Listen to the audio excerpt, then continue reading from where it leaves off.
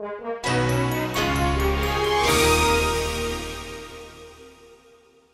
I'm here with Juan Flores Soto, and Juan is the coordinator for Dia de la Mujer here at Michigan State University. I want to ask him some questions about what he's done here and how it's evolved. I believe there's some statistics about how this is growing year after year. And if you could tell us a little bit background about yourself, and then also what you do with the event and what you aspire it to become. Okay. Well, my name is Juan Flores, and I've been at Michigan State University since 2001, and I got my bachelor's degree here, and I also earned my master's degree, and then I started working for the university full-time. In my current position, I'm the coordinator for this Dia de la Mujer conference, and I've been involved in Dia de la Mujer since I was a student as a volunteer, and now I'm kind of coordinating it and making sure that it happens every year. So it's my responsibility to make sure that we have a Dia de la Mujer conference for everyone every year. So now you're a Latino. What have you observed? And I mean, you're also single. She's single, ladies.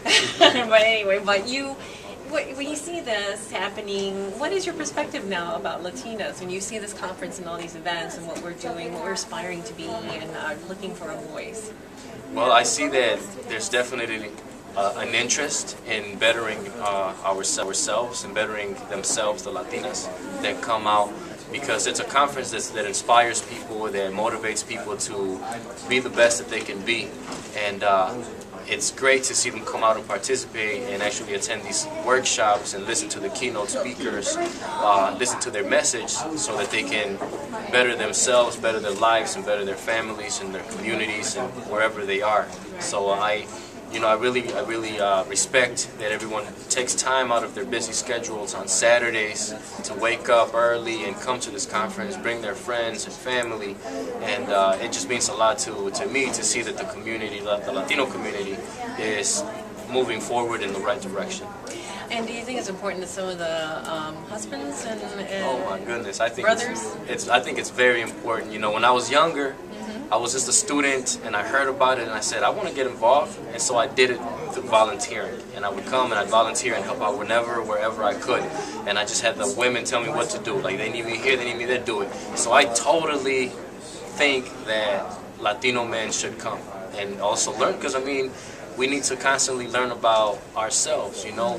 We're always in relationships, so we're going to have a Latino by our side forever, you know, eventually, and it's a great learning opportunity for us to see what's happening in the Latina community so that we can stay abreast of everything and just learn. Right. Now, you're from Mexico originally. What part and what age did you come here? I was born in Mexico, Guanajuato, and I came when I was 6 years old to Detroit.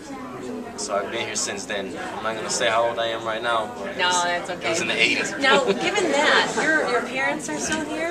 Yes, they are. Okay. And then, so your dad's perspective with your mother, how do you see that different from what we have today here as a Latina that's acculturated here in the United States? You know, that's interesting that you mentioned that, because my mom and dad were divorced when I was in elementary school. So I grew up in a home without a father. And so maybe that's why I'm always doing what I can to help out in the Latino community. So I really can't answer that part. But I know that my mom had a huge influence on me because she was the breadwinner, she was the household head, and she did everything she could for her kids, you know. And I'm also the oldest of 10. Wow. So I had to step in and be a role model for my little brothers and sisters most of the time. And so I don't know what my father would think. I haven't seen him since they got divorced. Wow. And, you know, this just kind of shows that there's definitely a cultural difference sometimes, you know, that the Latinas here definitely have the opportunities, and there seems to be some changes sometimes when they come here from another country that it's difficult. Yes. It can be difficult not just for a Latino, but also for an older generation in the family. That's a mother expecting that the Latina stay at home, taking care of the kids, Yes. not really working. But that's with our economic situation as we are, both of us have to work. So I think it's a global situation going on. So, but I appreciate you sharing that with us. And then, what is next plans for the Dia de la Mujer?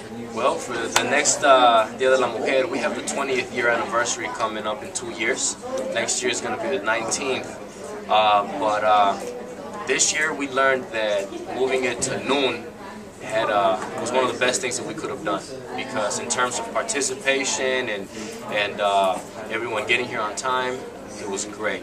We planned for 500 people, and we got over 600 people attend. Fantastic. So we ran out of all the materials, and now we know that for next year, we're going to want to keep it at noon as well, so that everyone can attend, because we had a lot of groups that came from a few hours away that had to accommodate their group.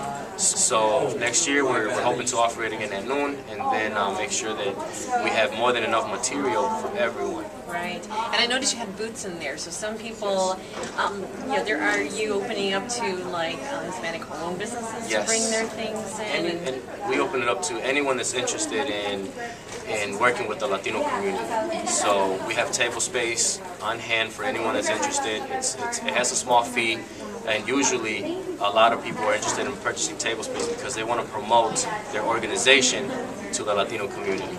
So this year we had about 36 vendors, Yes. and they're all interested in enhancing the Latino community and providing a service to the Latino community. So I'm glad they all came out to support the conference, because without them, there wouldn't be no conference. So No, well, I really commend you for a great job, and I'm glad that you're getting this growing more, and we enjoyed it. I recommend it to everyone. It's been a great experience. So thank you so much. It's been a great experience for me too. I can't say it enough. It's awesome.